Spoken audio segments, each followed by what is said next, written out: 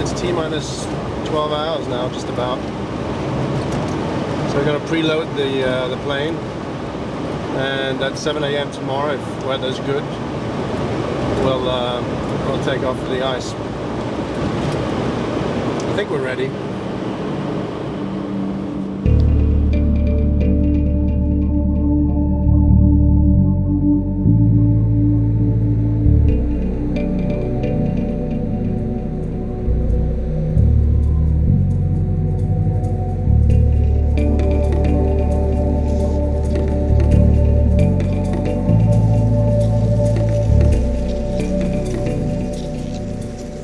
It is difficult to pinpoint the beginning of this journey. Was it the childhood dream to follow in the steps of the Superman who charted the maps of our world, with their bravery, instinct, and natural connection with the land?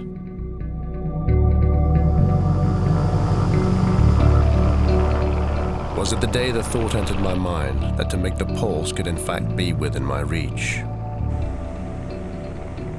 Was it a year ago when I began articulating the thought, first mentally, then vocally, that I would undertake the Everest of polar expeditions, perhaps the toughest on Earth? Was it 6 months ago when I stepped up both my training and diet to increase strength and mass so that I could endure the brutal cold and harsh conditions of 6 to 8 weeks on the ice? Was it when, lo and behold, amidst a failing economy, minimal funding came through to greenlight my 2-member centennial expedition to the North Pole to commemorate Peary's first successful reach in 1909? Or is it just now, as I sit in the middle row of a fully booked flight to Minnesota, to undergo a week of shakedown training with polar explorers to test the equipment, the systems, and our capabilities? Conditions here can simulate the Arctic environment, and spending a week on a frozen lake, sleeping in snow, and dropping into a hole in the ice for survival tests can wake you to the realities ahead. Mother plucker! We were leading by example into a wilderness that is endangered. One which is suffering greatly at the hands of climate change. We had a shortage of food, basically. We faced really, really tough traveling conditions. Those decisions that we made in the tent really hindered us from peak performance. We had very reduced visibility. I was physically exhausted. Because I virtually could hardly see a damn thing. Rescue is uncertain. The North Pole is a very, very difficult experience. And traveling to there is the hardest trip in the world. The ice just simply opened up from under me and swallowed me.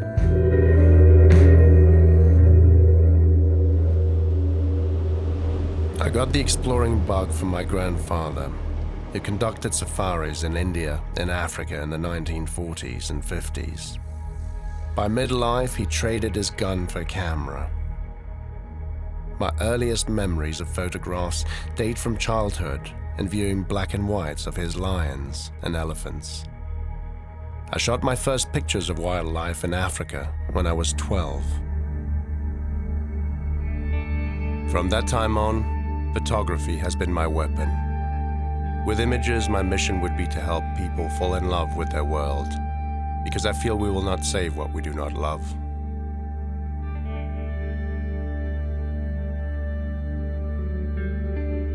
My first trips to Antarctica were game changers and such rich experiences. It is also a system that is challenged by climate change.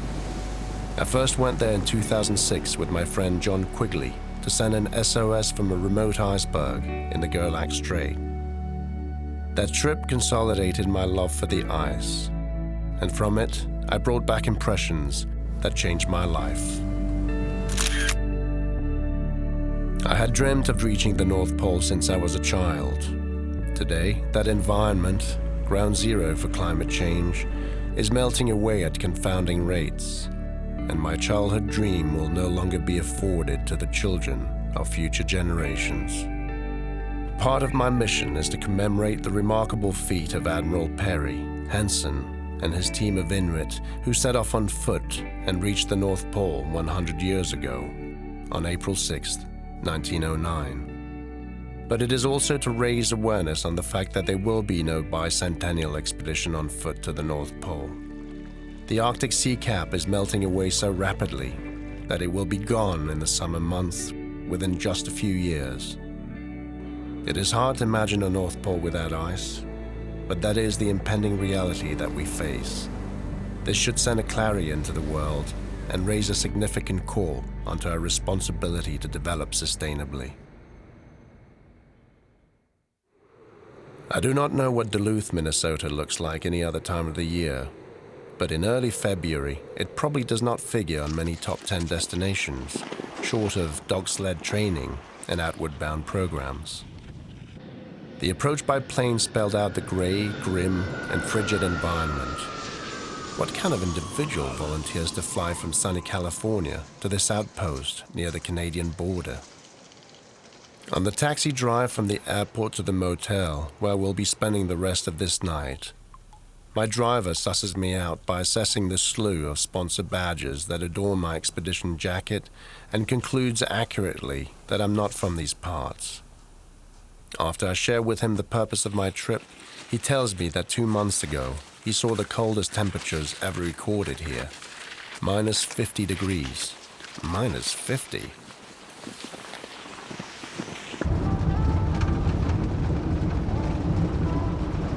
Minnesota, it turns out, can produce conditions that approximate the Arctic environment. The land of 10,000 lakes is ideally suited within the continental United States to train for polar expeditions.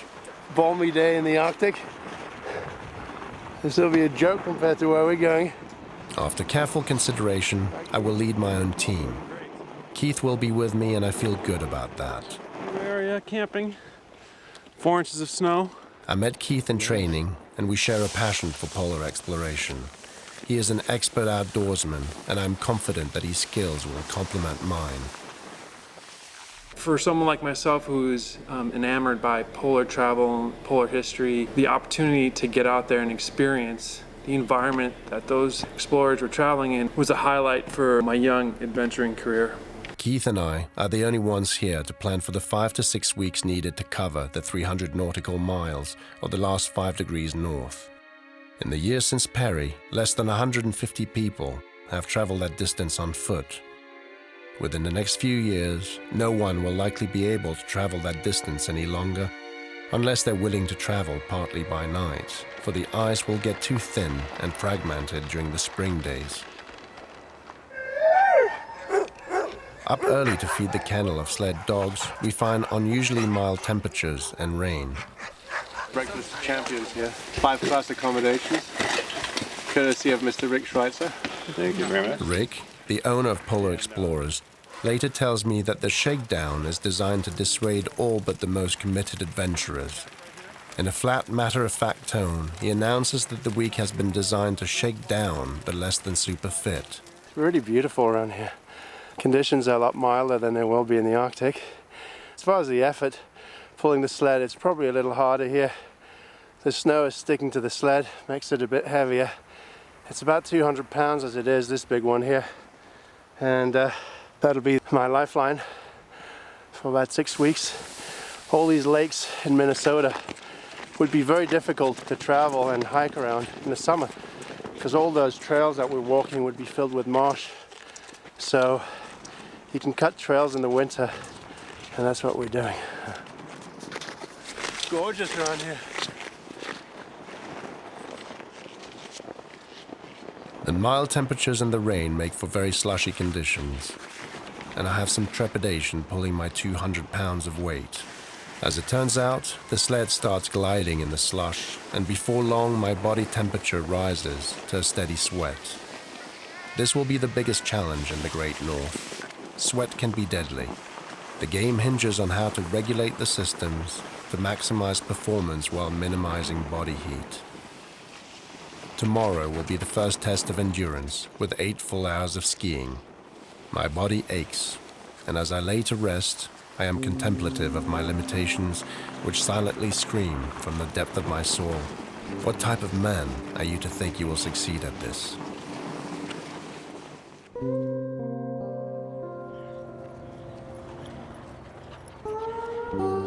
The countdown has begun. I will set off on March 23rd. March 17th, 2009. Tonight we're going to be honoring Sebastian Copeland, who is traveling to the North Pole to raise awareness about global warming. Global Green's resident architect, trekker, author, and board member, also an Angelino, Sebastian will depart on a 2-month Arctic trip to the North Pole to document ice cap melts to bring further attention to the loss of the Arctic to global warming. Today, the city of West Hollywood made a proclamation of my departure and gifted me with a certificate and a proper send-off at City Hall. It's a great honor to have you recognize this trip. As you've mentioned, the North Pole is a rapidly changing environment. It has had the greatest consecutive ice loss, culminating in the last 2 years with about 500,000 square miles of ice loss in the summer period. That's an area the size of California and Texas combined. Welcome back to Larry King Live. It's now a great pleasure to welcome Sebastian Copeland, the acclaimed photographer and environmental advocate who serves on the board of directors of Global Green USA. His photographs are seen in the book Antarctica, The Global Warning. The foreword, by the way, to this book is by Mikhail Gorbachev and the preface by Leonardo DiCaprio. Larry King had me on the show discussing the importance of creating an international treaty for the protection of the Arctic, and how different the Arctic is today than it was 100 years ago. Training for the pole is a daunting task. With 70% failure rate, it presents life and death challenges for even the fittest of athletes. Early morning workout. Starts with a 1-hour workout at 7, and a hearty breakfast, and a yoga session for an hour and a half, and do some work and emails, and then in the afternoon with an hour and a half hike with a 100-pound vest, and in between just eat a lot of calories. Okay, I want to take him to the Arctic, feed him to the polar bears.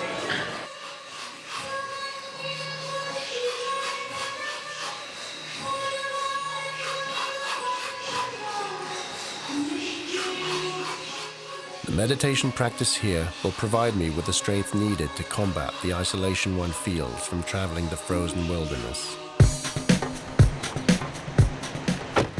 My daily routine then led me to my afternoon hike at Runyon Canyon. I take my 100-pound vest and climb to the grand vistas of Los Angeles. Come on, let's go. All right.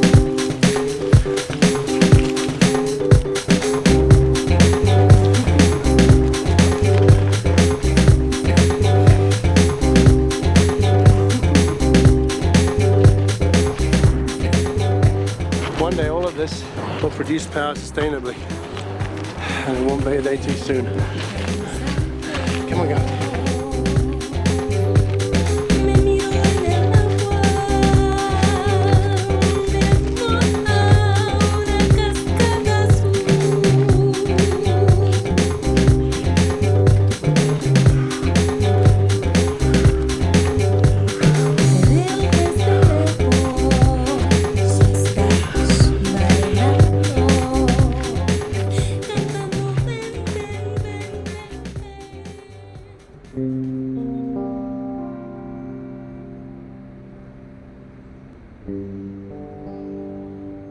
March 18th, 2009.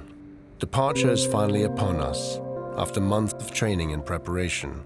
A seamstress works late into the night to fix the sponsor patches onto the outerwear. Meanwhile, back at the fort, and with a company of a handful loyal friends, I stay up all night finalizing the remaining items on my to-do list and complete packing. I guess one never feels ready. They drive me to the airport, and after a powerful send-off, the plane takes off for Ottawa, where I overnight and meet Keith. Hey, Keith. How are you? Good, buddy. At the airport. Just getting ready to head north. A quick dinner and catch up, and then lights out. What is it? Neither of us have slept last night. The morning ritual of excess luggage. March 19th, 2009. Early flight out to Iqaluit today. It takes another 3.5 hours to reach Iqaluit, just at the edge of the Arctic Circle. A layover there gives us time to make some last-minute food shopping and check the local museum, which I visited last summer. How do you feel, buddy? I feel ready to go. We're still on our travel day. We have a few more hours. Our longest flight so far, at least my longest flight so far, is going to be heading up north to Resolute Bay and go meet Ozzy at the South Camp Inn and spend the next couple days preparing to get out on the ice. Outstanding. We're like T-minus 4 days, I think, or 3 days now. We're in Iqaluit, stop over on our way to Resolute. And I think we're both ready to go, just rearing to go. And it's mild here temperature-wise, which is both reassuring and surprising at the same time. It's been very cold up and north on the ice. We've had reports from a couple of teams there that have been just struggling with the temperatures. But it feels to me like it's warming up a bit, so we might get lucky yet. Carrying on to Resolute Bay. Do our best to hit as quick a turn as we can in the Pacific, and then just a 1 hour flight over to Resolute. The plane finally takes off for another 3 hours up north, with a short stop in Nanisivik.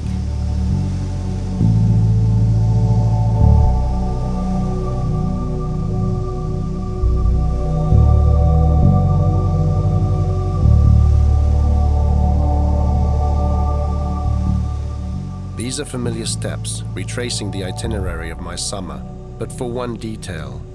When I landed in Resolute in early July, temperatures had hit a historical high of 67 degrees. Today, it's minus 36 degrees Fahrenheit. We've just touched down in Resolute Bay. That's the last stop after 2 days of travel. The Resolute, step 1. This is it. Lovely Resolute. We remind you that smoking is prohibited. It's minus 36 right now. now. Designated smoking area. The landscape is covered with a sheet of white, and upon walking out of the plane, the air exploded in my lungs like a shot of adrenaline. Resolute is a town of 200 people, but it is the logistics center for all activities in the high Arctic. It has taken 5 planes and 2 days to reach this outpost in the middle of the freezing Arctic, some 3,500 miles north of Los Angeles. The hotel brings back all kinds of memories and some nostalgia. I've spent over a month in and out of this hotel last summer, dreaming of coming back to try the pole. March 20th, 2009. Woke up today to find Keith already downstairs. We spent a few hours organizing our food allotment for the first 20 days, which is when we'll get our first resupply. This is a ration for 5 days. You got your cereal. You got your rice and beans, your stews, your breakfast, your lunch, your dinner, your company. Hey, your butter and your bacon. That's right. A little bit of salami, bacon, bread, lots of fat, saturated stuff. Here as well, yum, not for vegetarians. This right here is a blend of bacon and cranberries. So the bacon was fried up just to the point of producing all that fat, grease. Cranberries were thrown in, poured in a blender, and blended to this consistency. Now when we get up to the Arctic, this will freeze solid and we'll be able to chunk that off with our knife and eat that almost as a snack on the trail or throw it into our dinner at night. This process is a fine balance between calculating each meal's caloric intake and exacting it against the precise weight we'll be pulling. It's a virtual science, and the magic number should not exceed 2.4 pounds of food each per day for a caloric value of around 7,000. This is 1 pound every 5 days for 2 people. Yeah. It's not much. Let's stick this stuff back in here. Yeah. Toilet paper. Oh yeah, very important stuff. Toilet paper. 1 sheet per day. 1 sheet per day, yeah. And we wash it. Yeah, there's protein drinks.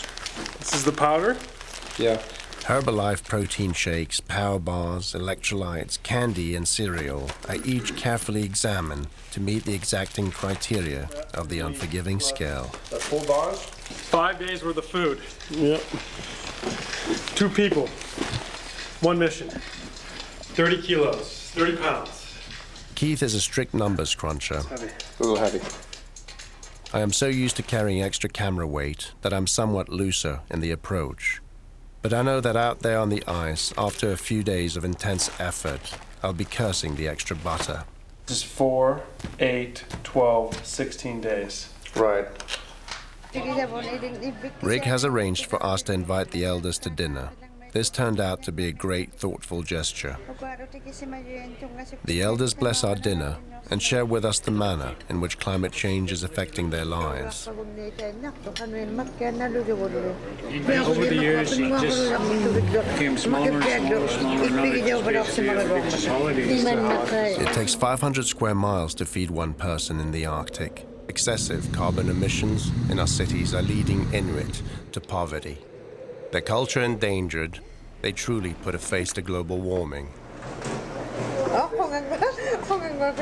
After dinner, the elders sign the polar flag that will be flying on top of our tent every night. And they blessed our trip.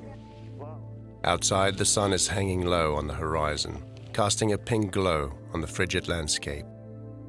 Keith and I decide that tomorrow we will ski and test our gear one last time before departure, including our blogging technology, an Iridium satellite phone, and an HP iPack. We will sleep on the ice, preferably near a pack of dogs that provide early warning for the bears. One was sighted outside the hotel just 3 days ago. March 21st, 2009. Another day going over the pack list and shedding a few more pounds off the loads. How much is your weight, Keith? Not too sure yet. It was a balmy 35 degree below last night. It's still quite icy out there. I've got a good friend here. We're going to be friends, you and I, aren't you? That's my personal kit right here. Keith has got about the same. Camera equipment and GPS, iron batteries, easy chair, which is a killer item in the tent. Works like this, and this is more comfortable than most sofas. The cold kit here for the colder days, and then this one here for the warmer days. Socks, underwear, not many of them, as you can tell, for a month and a half or so. Face gear, headgear, glasses, the iPod, of course, and then the base layers, the boots, those are important. Quite a few pairs of gloves, windstopper vest, over mitts, inner layer for the boots, water and thermos, and then finally, of course, the sledge. We're waiting for Keith's sledge to arrive in Resolute, as it did not make it on time for the scheduled flight on the way in. Fingers crossed that it arrives today by cargo, otherwise we'll lose a day. There are always rich encounters in Resolute. People who, like us, wait for the go-ahead on their way to make their dream come true. Take Taka and Catlin, for instance, who have crossed the Chinese Gobi Desert on foot, over 4,000 kilometers in 6 months. Or Michele, who is on his footing of departure for a solo trip from the South Camp Inn to the magnetic 1996 North Pole. Michele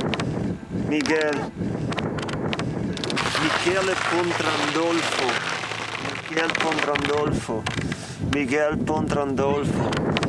Figa, tiravento. Ah? See. Gobi refers to the type of desert that it is as opposed to its geographic location. So there's lots of Gobi deserts around the world, but the Taklahama Desert happens to be the largest of the Gobi deserts, so people tend to call it the Gobi Desert. We started in the middle of the Gobi Desert, kind of plus 40 degrees Celsius, and as we moved east through the winter, it got colder and colder to about averaging about minus 35 for about a 2-month period. How does this compare to this weather here? This feels considerably colder. I think minus 35 is quite different to minus 40. I think minus 40 and below is quite a big jump. For some reason it feels considerably different, but up here you get much stronger winds and the wind chill is a lot worse than what we had in China. And we walked from the westerly point of the Great Wall, and we walked right out across it and then up over the Queeling mountain range, which again is just a massive mountain range in northern China, and then headed out all the way across to northern Korea. How long did it take you to do this? That took us about 6 months, give or take a few days. 167 days it took us with only 3 days off. It's just a long time. 1, 2, 3. Final packing of the sledges. They weigh in at 190 pounds, including fuel, which is better than I had anticipated. Alrighty. That should be just about the... Yeah, it's close. 160. We have confirmation, weather pending, that we'll be wheels off at 7 a.m. T minus 10 hours. Oh, I know why. What's that? Because you got your extra food in there. Yeah, right? The toilet paper. Toilet paper, yeah. We're T minus 11 hours now. So after 8 months of waiting and planning and suspense and whether sponsors will come through or not and all the training and everything else. Well, if weather permits and everything goes according to plan, of course, which in these parts often doesn't, but right now anyhow we're leaving tomorrow morning at 7. It's 8 o'clock now, so in the evening, so 7 a.m. tomorrow. And can I just ask, just purely for me, more than just much the camera, but why you chosen to do this? Well, other than the obvious answers are it's the centennial of Peary's reach of the North Pole in 1909. It's clear that there won't be a bicentennial because the ice is just changing so rapidly. It's melting so quickly, and it still gets very cold in the winter, but it just warms up very rapidly, and then all of a sudden it's gone, and anytime soon it'll be gone in the summer months. But I think the underlying story of any of those Arctic stories, and I think anyone who travels in these parts would know, is that part of those trips is also just trying to find yourself in the process. So it's all kinds of adventure, and it's a climate message, and at the end of the day it's a personal journey. And what are you expecting to get out of it as a personal journey? Well, hopefully not a frostbite anywhere, but some peace, I think. What I like especially about those long solitary days walking is the meditation. Just to be in a mental space that's just your own, in communion with nature, and feeding your soul in that process with seeking to soak up everything that surrounds you and the beauty and the uniqueness of that situation, and by virtue of that, I think one feels pretty unique in that moment as well. So that's the idea. You'll go tomorrow. Go tomorrow, yeah. How many hours? 7. 7 o'clock? 7 o'clock. Yeah, we leave tomorrow morning at 7. And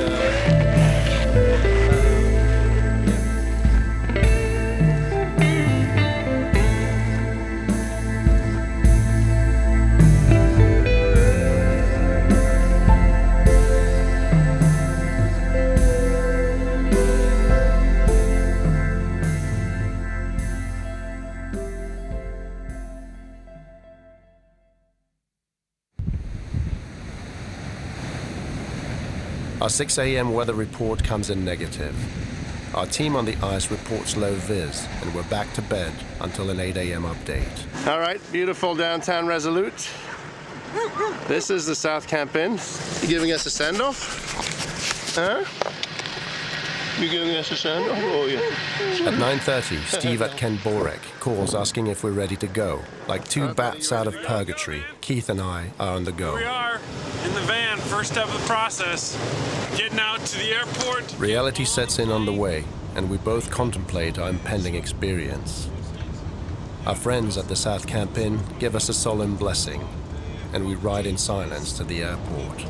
It's a great place for doing a bit of thinking, personal thinking, and Yeah, I love the space up here, and then go back to UK with new ideas and putting them into plan for the next year. You guys have a safe trip, have a good one. Thank you, mate. March 24th, 2009. Troy and Kevin, our pilots, greet us by the hangar. Good. Hey.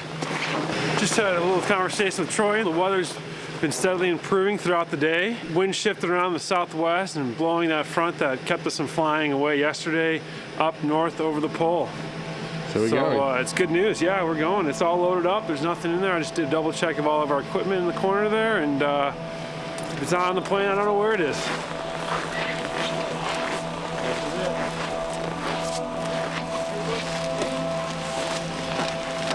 You all ready then, Seb? Ready? All ready? Yeah, we're ready.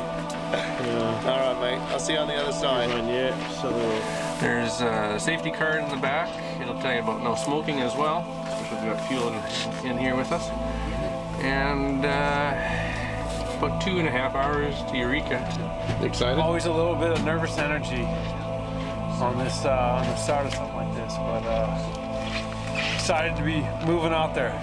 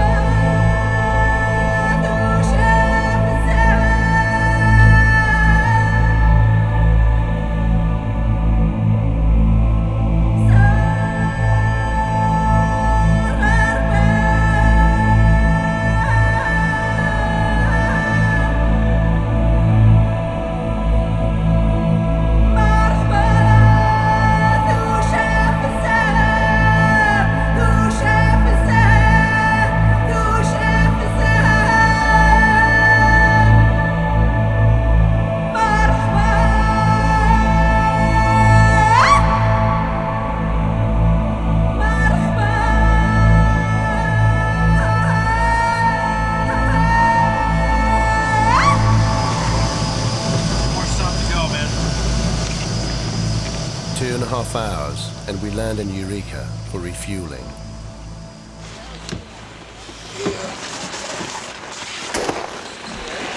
That's it. Eureka. Here we come. One more stop. Stepping out of the plane, the minus 43 Celsius temperature is a stern reminder of what lies ahead. A slight breeze, and that air stings like a fist of needles. A seam of the fuel pump malfunctions, and Keith and I, both giddy and cold, run around the runway to keep warm. How many missions have you flown to the North Pole, Troy? You know, I would say probably about a half a dozen. What do you like about this region? Actually, this is probably the best part of the planet. Yeah, it's unspoiled, picturesque, and yeah, totally remote. We're not going today, so gotta run out a little steam, stay warm. Possibly a little frustration in there, but hey, we'll have plenty of time on the ice.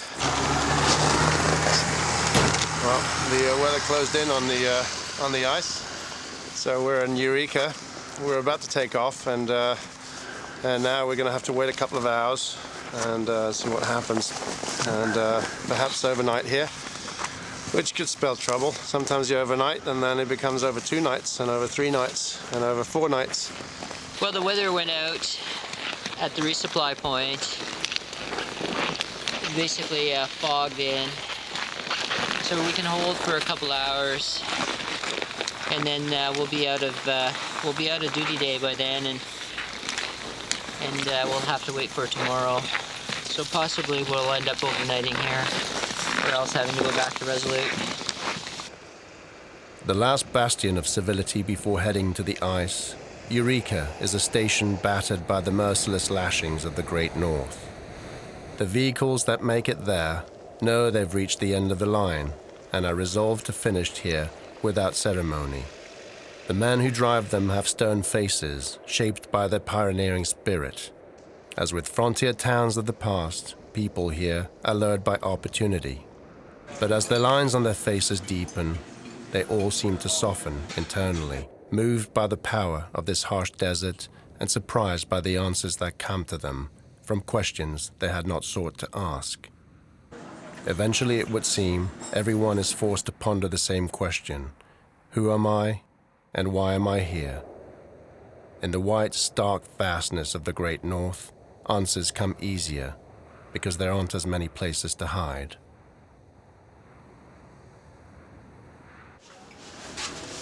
Out of the cold, dinner is served. At our table, much of the talk is about how multi-year ice has become fleeting, systematically being replaced by new ice. This confirms the scientific data I know all too well, but it is interesting and refreshing to hear it from their point of view. In fact, Arctic multi-year ice that is 10 years old or more, went from 80% 20 years ago to 3% today. New ice accounts for the fragile conditions of the sea ice and how rapidly the Arctic summer ice can simply break entirely. It also factors why, in a short matter of time, explorers will likely no longer have a window to reach the pole as we are attempting to. We will spend the night here tonight and pray for our marching orders in the morning. Next update is at 7 a.m. Hopefully Sedna, the Inuit goddess of the ice, will be on our side. I think that's finally it. Last leg. Leaving Eureka and dropping to the ice. In about 2 hours, we should be on the pack ice on our way to the North Pole.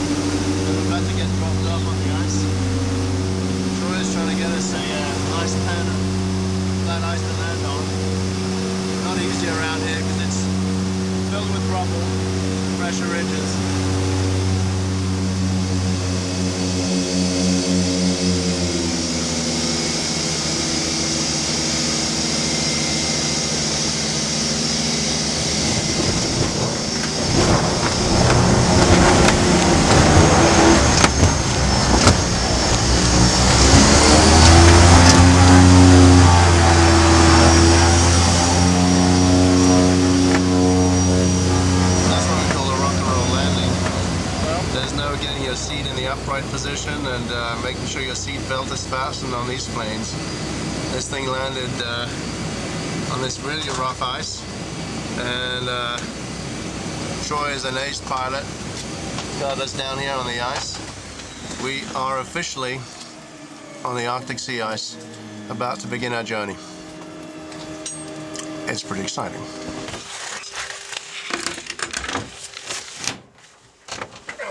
another group. Welcome to nowhere.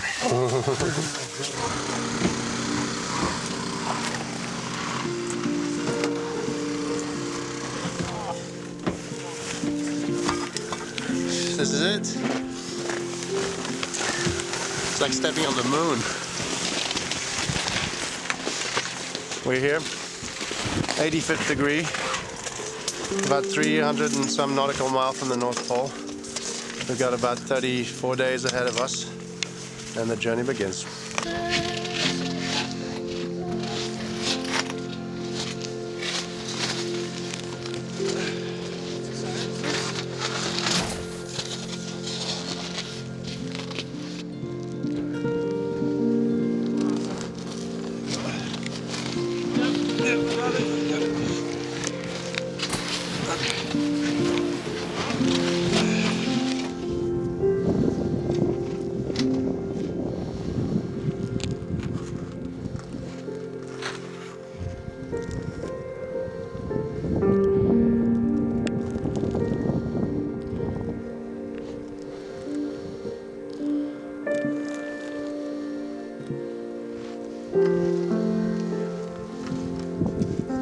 That was an awesome flight, Troy. Thank you so much.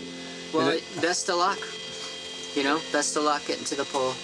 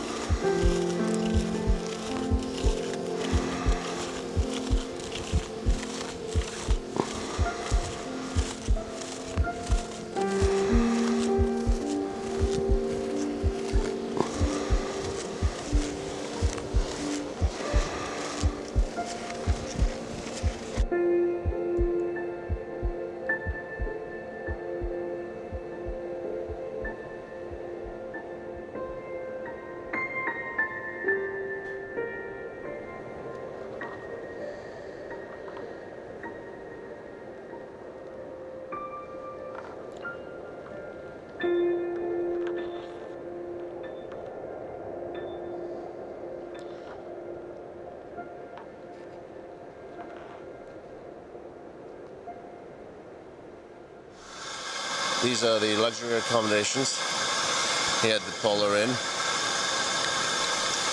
A little short on amenities though. We called in for a shoe shine, but nobody picked up, so there's no late night snack. Yeah, there is. Yeah? What is it? Leftover dinner. Yeah, frozen. Frozen. Yeah. No microwave. No microwave. After a day on the trail, when virtually every single stitch of item is wet, this is what we use to dry it. This line right here. And this goes for long johns, base layer, the second layer. You dry all that? Third layer, fourth layer, fifth layer. So that's going to be my complaint to management, is I'm going to tell them to build in more cabinet space.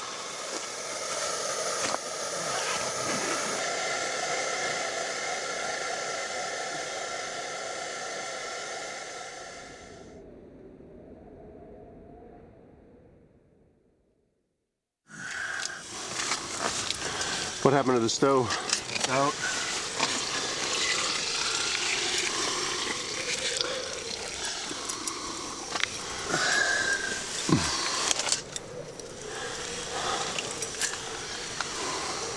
As you can see, the ice frost inside the tent overnight.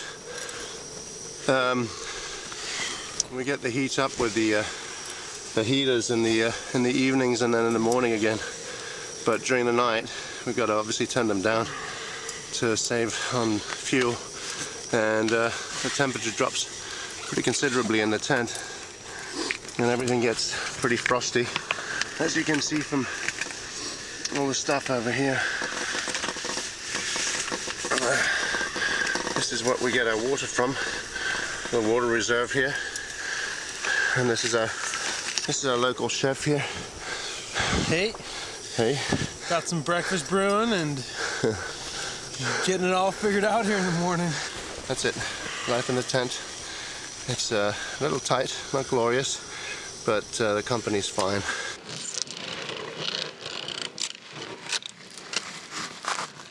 Second day, and we are bushed. The ice is clumpy as we negotiated a field of rubble that was pretty discouraging.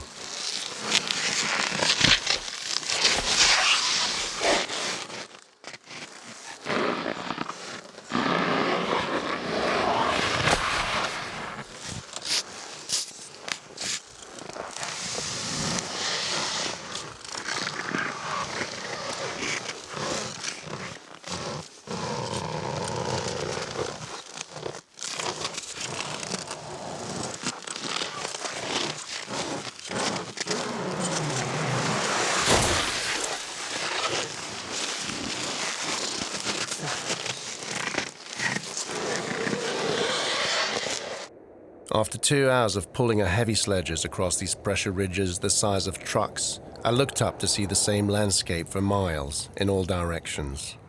Well, this is day 3. It's been pretty cold so far. It's sunny every day at least, that's pretty good. But we've had between minus 34 and minus 40.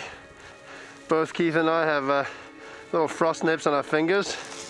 So it's been pretty chilly.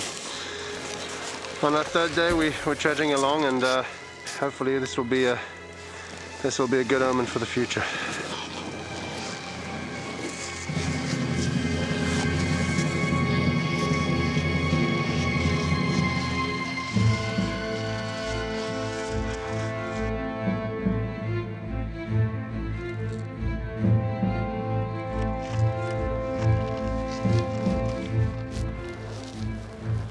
Like Sisyphus and his rock, we pull our heavy sledges across this uneven, icy landscape, one step after the next, occasionally cursing our decision to be here in the first place. Day 5, north.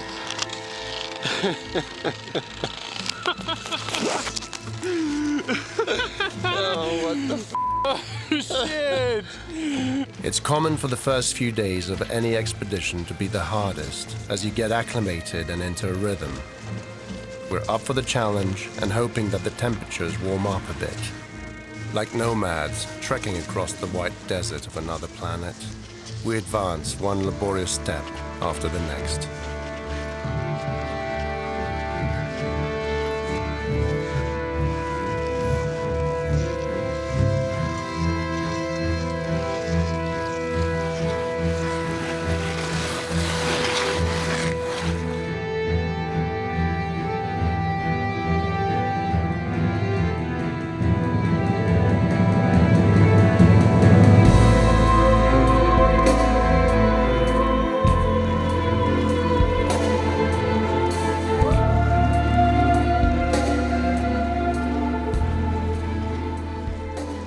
A gale grew from the west. Even 5 knots of wind lashes the face like frozen razor blades. If indeed the human body has 100 million trillion cells in constant communication with one another, then mine were all screaming, "I am cold."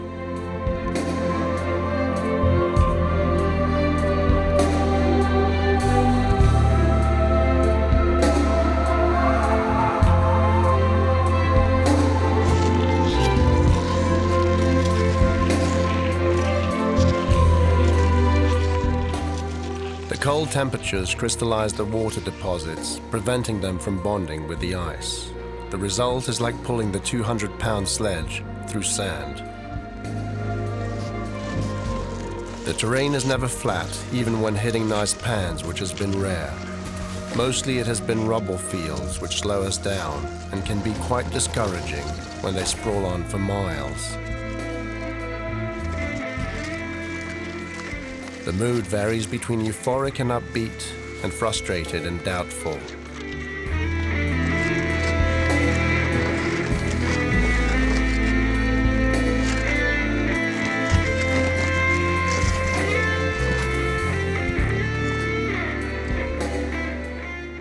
Still, the Arctic desert reveals itself to us in all its majestic and endless subtleties, in the way that it only does to those committing to traveling its unforgiving realm. The lunar vistas are simply breathtaking. No life here, and no sounds, but for the cruddy break of our feet on the ice and our constant marching companion, the steady and heavy rhythm of our breath. The sun does not rise above 15 degrees from the horizon at its apex, but no longer sets either.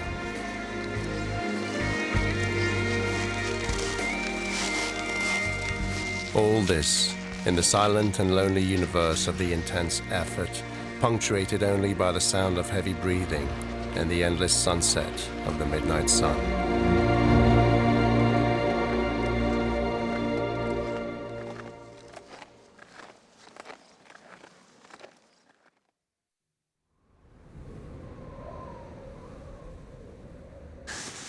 Time to get up. We started late today as a wind from the south was shaking the tent all night. Also, I think today is Sunday, and on that day we felt we too could get some rest. Every morning, same exercise. I'm just grabbing stuff out of your sleeping bag and hanging it on the line to dry, so we can repeat that process again the next day. We felt no rush in getting beat up by the elements, and were slow out of the tent. Porridge. Sesame seeds, oats. We render it with some pemmican, which is basically just bacon fat, bacon bits, and we've thrown in cranberries just to spice it up. Lots of calories here.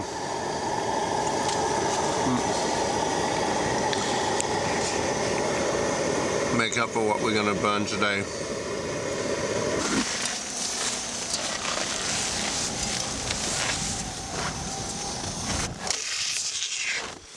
Hey, lovely day on the Arctic Ocean here. 87 degrees north, 3 more to go. 2 weeks in. That's our live commentator for you.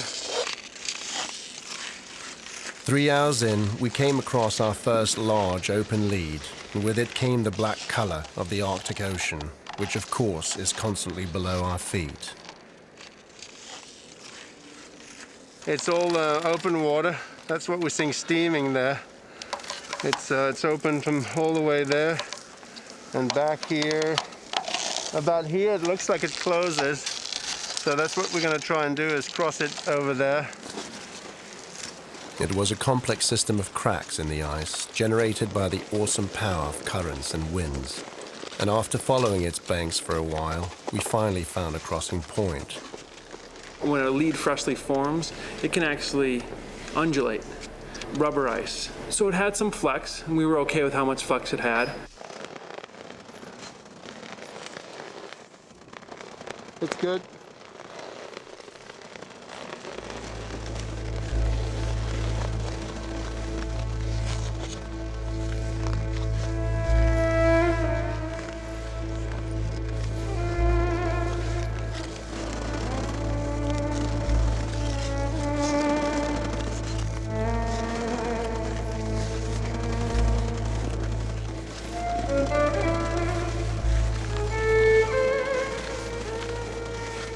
Open leads and pressure ridges are the biggest challenges to North Pole travelers.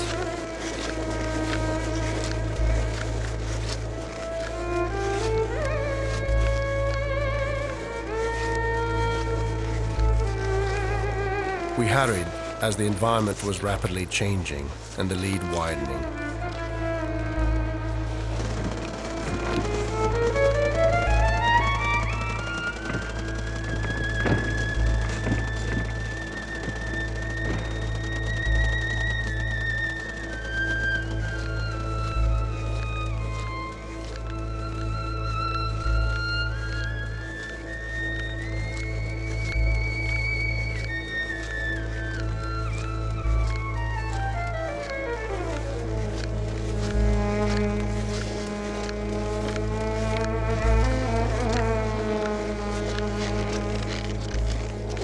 Cool. Yeah. That was good. Not so bad. Huh? Not so bad. I stopped there because I want to unclip my harness, just in case. You know, if you go in the drink, you might not want all this stuff attached to you. By now, both Keith and I have a number of frostbites. Getting better, hopefully. One here, and one there. This is certainly not uncommon when traveling regions where men have no business spending any amount of time in. But those nips have to be carefully monitored, or the risk could be loss. On day 16, got Arctic 2, Sebastian 8. This was another tough day. But it will change. We keep heading north.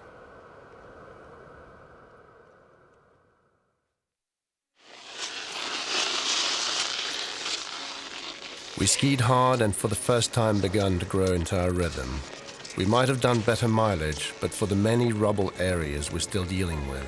This quantity of rubble and pressure ridges is consistent with newly formed and therefore weaker ice. Multi-year ice, which is almost all gone in the Arctic Sea, tends to be thicker and smoother. It has more structural integrity. It is amazing to consider the awesome power of currents and winds, crushing multi-tons chunk of solid ice like twigs and piling them on top of one another like an auto salvage yard.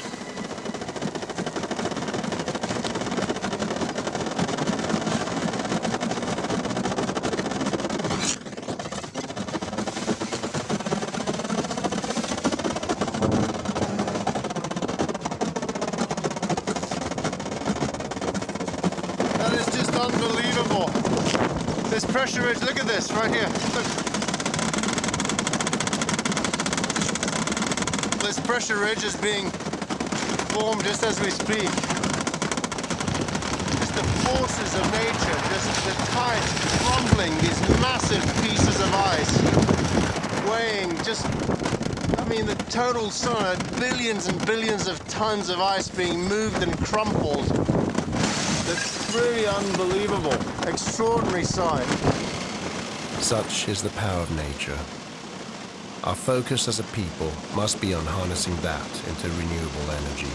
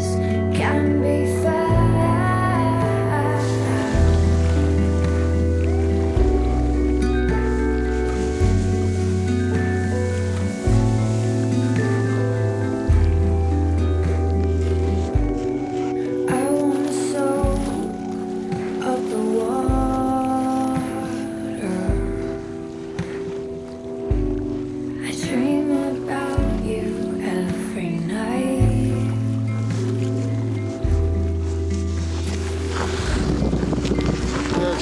I got the rope. Good. Excellent. Well done.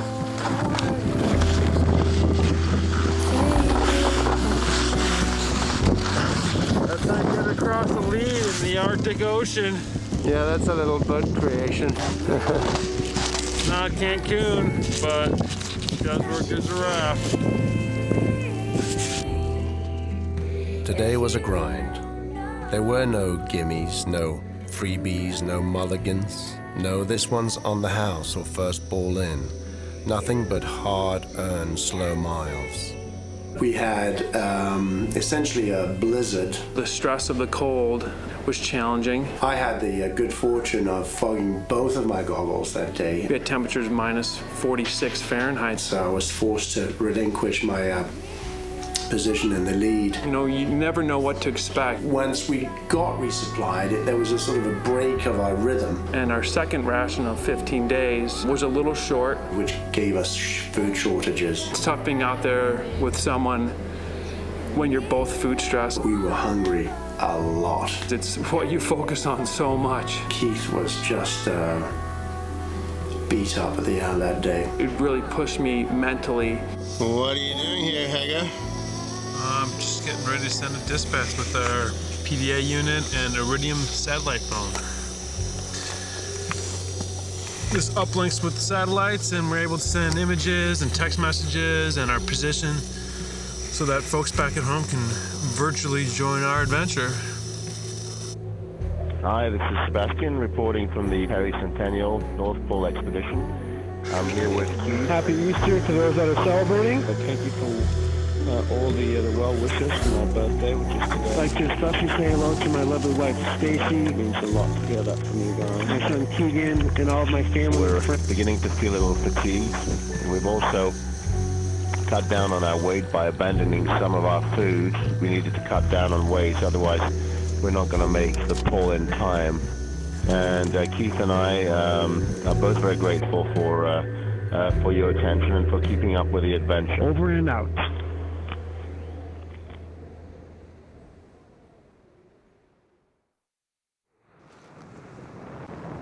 This is truly remarkable. We're witnessing one of nature's most extraordinary display of power out here.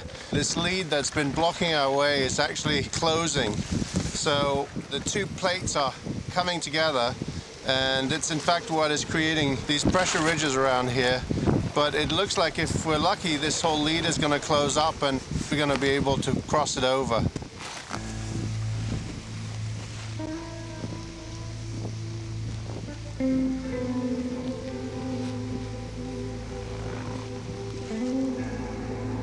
Bring your sled forward. The Arctic terrain can be unrelenting and unflinching. Yard by yard, we negotiated the broken ice boulders. The mix of cruddy, powdery snow swallowed up the sledge's rails, as if dragging them through syrup. Each section led to another chaotic and random display of nature's forces. Yeah. In this grand theater, it is hard not to feel insignificant. And the purpose of our mission, in its simplicity, felt all the more absurd. Nice job. Well done.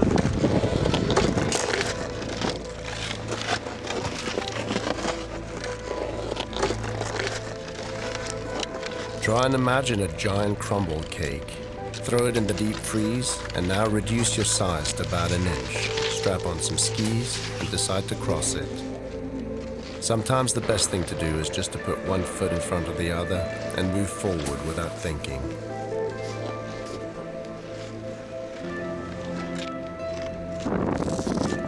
This is us after 14 hours of travel. We're pretty exhausted. We're going into the negative drift at this point. So it feels like walking on a conveyor belt. Every mile we do, we lose about 1/10 of that mile to the drift pulling us backwards.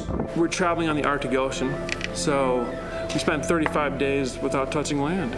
First, there is no point on the sea ice where there's an actual geographical North Pole. That night we realized that we'd started drifting south. That point is at the bottom of the ocean, and everything above it is essentially floating. So the miles that we were making, they were being taken away from the sort of the Arctic treadmill.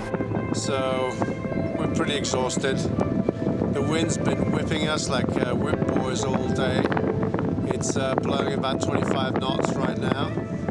And although the temperature's not that cold, it's the wind is dropping them by 20 or 30%. So it's about 25 degrees minus right now, but it feels like about 35 minus. And although we're happy to be here, we're pretty beat up right now. Right, Keith? Agree with that. The drift was so strong that day that we woke up the next morning behind the spot that we had woken up the morning prior. From morning until evening, hardly a word is exchanged. The terrain was friendly and relatively flat, and the scenery epic. As each day rolls into the next, there are no signs of life to break the quiet sanctitude of our journey. Not a bird, not a bug, not a plane high above in the sky. The feeling of solitude in this white stillness could for some scream louder than despair. But mostly, I immerse myself in complete communion with the ice and feel at one with it. 1 in 30 million species inhabiting the Earth, no more, no less. And I get lost in the unique privilege of finding myself here, nourishing my soul with the pure and raw power of nature.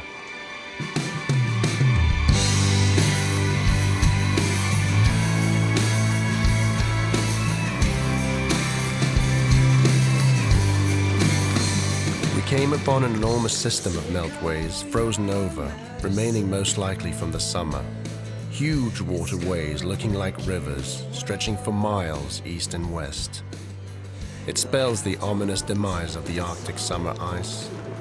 Indeed, while it is predicted to break entirely in the summer period by as early as 2013, privately scientists fear it might have happened last summer and could any time hereafter.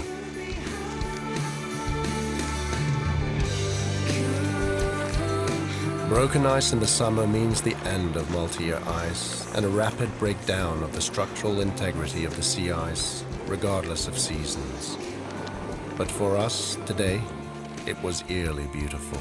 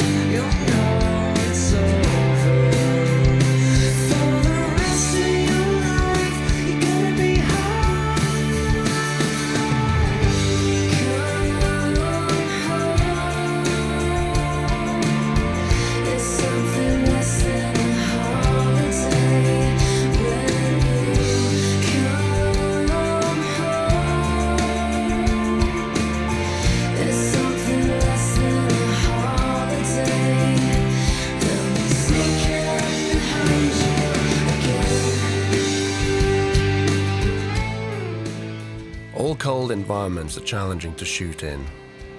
But out here, each opportunity to shoot has to be measured against 1, the time to stop, open the sledge, and set the gear up, and 2, the cold that sets in from stopping.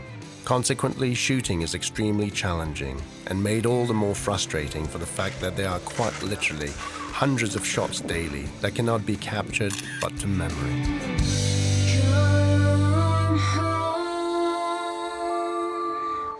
It's something less than a holiday when you come home.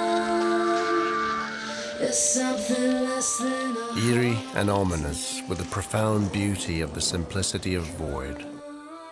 This lead spells the future of the Arctic Ocean as it breaks up, its ice thickness further threatened by the exponential factors of warm air and warmer water.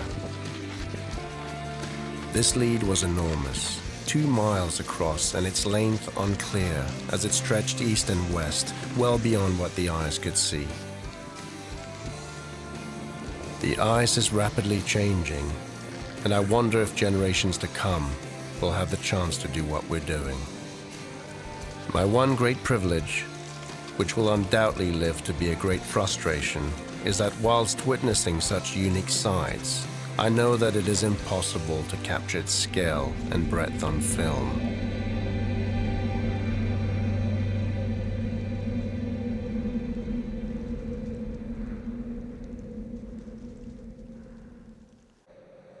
When the sky is overcast out here, all manners of depth, perspective, and height disappear. The pale shade that normally gives the icy terrain its detail is completely gone. What remains is the seemingly posturized ice blue color of most pressure ridges and pure white.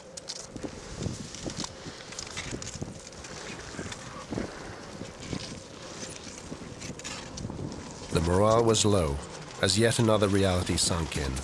At the rate we've been going, we'll not make the pole on time to exit through Borneo.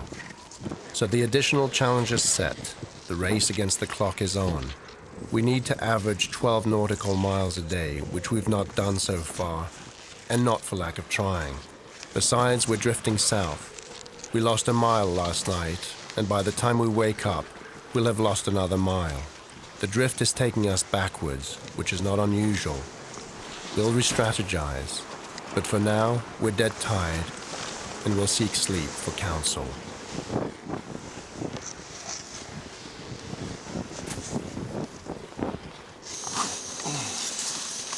I had to pull a frosty sleeping bag out of its compressor bag.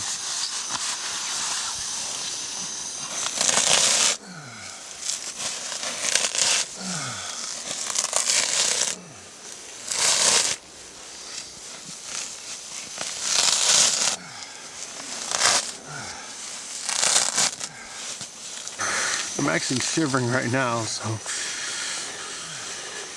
and I'm not fully cocooned. Oh. All right. Good night.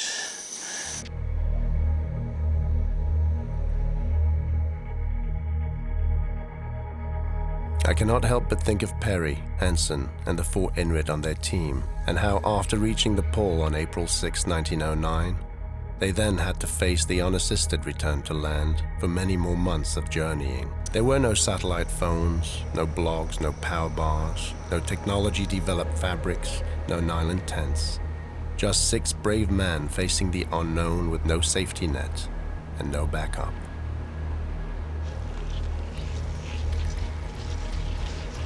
The race for the pole is still on. We hope for good luck in the terrain again, so we can maintain our speed. We've been told categorically that our flight off the ice will be no later than the 26th in the AM as Borneo closes. Borneo used to close later in May, but the rising temperatures have made this too precarious for this floating station servicing expeditions and scientific research on the ice for 4 weeks. Yesterday I said that the ice on the lead generally doesn't break at once. Well, sometimes it does, and today it did.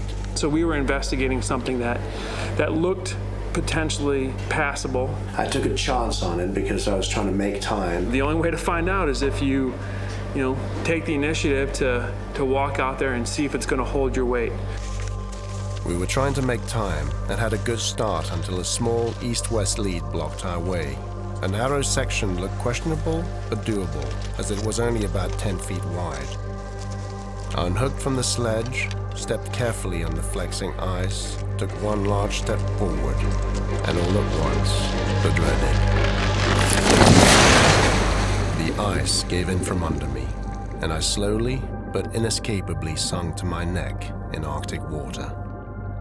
It was fortunate that he had loosened his skis. I kicked them off and they floated up to the surface. It took about 2 paddle strokes to get to the edge where I was. I got to pull myself up with Keith as assistance. Keith quickly threw me a line and pulled me out, which left me dripping in -35 degrees Celsius. It goes without saying that getting down to your skivvies under those conditions isn't anyone's idea of a good time. And I rolled into the snow, at least the ice, to sort of absorb as much of the moisture as possible. The powder snow is so dry that when it hits the water, it acts like a sponge. You know, it was unpleasant, but it was a quick moment in time. There's no other better remedy for hypothermia than activity. They are funner things to do, to be sure, in the Arctic than to change and get naked in those frigid temperatures.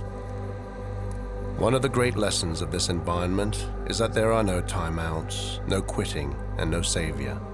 The mess you're in is yours to clean, and this responsibility works anywhere.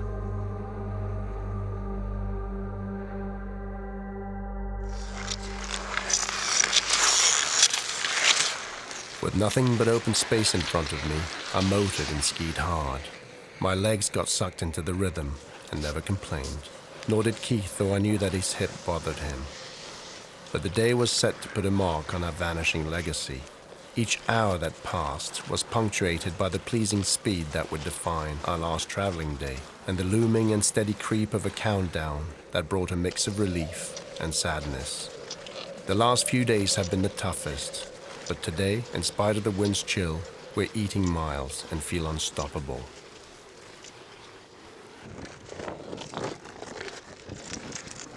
As if to teach us one more time the meaning of the word respect, the pack ice threw a field of junky, powdery blocks at us, and the clouds overtook the sun to flatten out the detail in the terrain one more time. I was anxious, pushing forward, intent in reaching our farthest north. Then it all cleared. The sky, the wind, the rubble. And the end came abruptly, systematic and unapologetic. Ahead of us and within reach, on a flat pan framed by pressure ridges, stood my childhood dream. The point that makes explorers through the ages squint with wonder, does not surrender easily. But I was determined, GPS in hand, to see those numbers line up and honor Perry and his men from where they stood 100 years ago.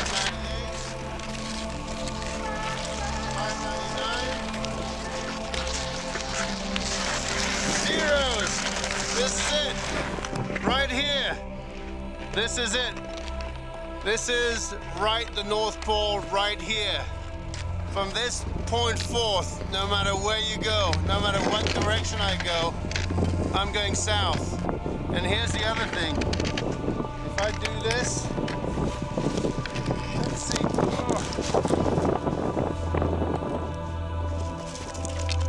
All right, and in doing this right now,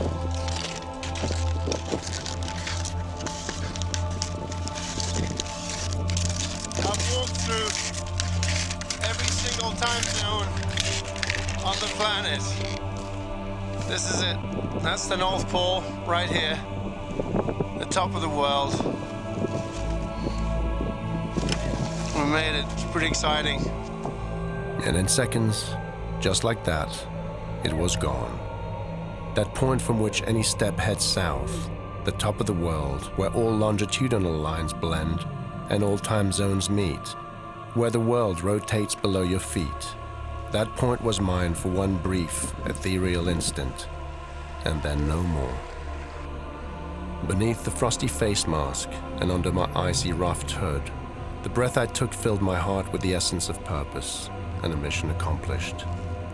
For a while I stared in silence at the field in front of me, taking in the open, unrestricted ice kingdom, committing to memory its vastness and the contours of the mounds and ridges framing it, noting the way that the sun defined the terrain, feeling the wind biting my left side.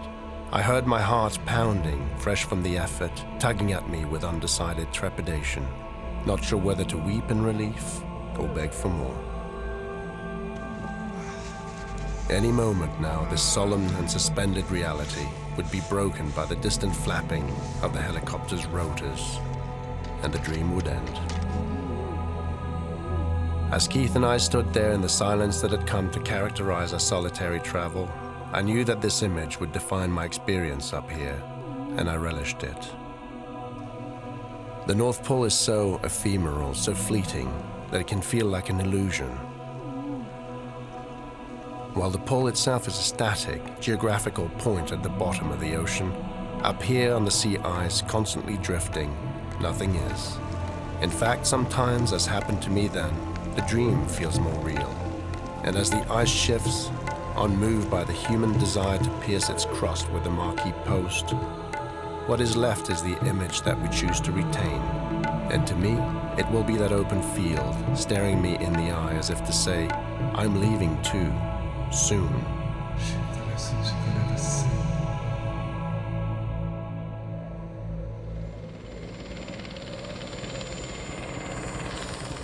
In the distance, the wind carried the unmistakable flapping of the Mi-8's rotors. Invisible at first, the heavy craft appeared south of us.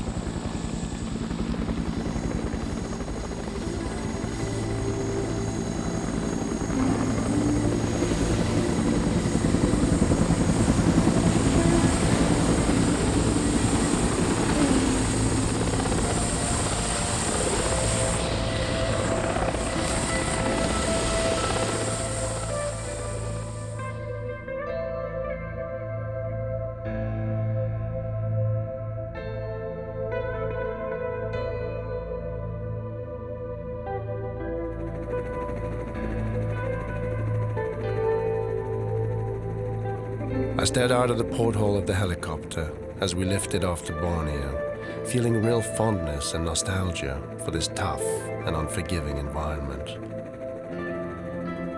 We were leaving the pack ice, its ridges, rubble fields, and open leads, its frigid humidity and freezing winds, its cloud cover and zero visibility, and its canvas that challenges the human spirit and pushes the limit of its physical potential. And the thought troubled me as it slowly sunk in that I would likely not be back here, at least not like that. Intense and epic, the North Pole is one tough mission.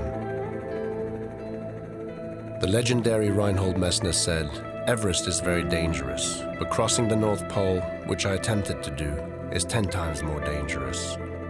I knew flying away that what I brought back with me was an experience that has marked me and perhaps changed me for life.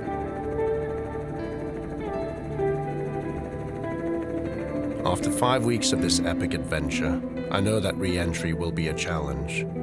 But all things do come to an end, and I could really use a sandwich. I reflect on humans' amazing ability to survive in one of the harshest environments on Earth. As the world celebrates Earth Day, I think of how important it is to get out of this false sense of security that we've developed as cities dwellers. Lulled away by the convenience of technology, from the responsibility and the connection we have to the land that hosts us. Where does our garbage go? We don't know. What is the true impact of our electrical power source, and what is our consumption? Indigenous cultures have an innate sense of renewable and sustainable living because it is logical. Western cultures have mostly lost that. And I hope that this experience in the Arctic raises people's awareness of how fragile this is.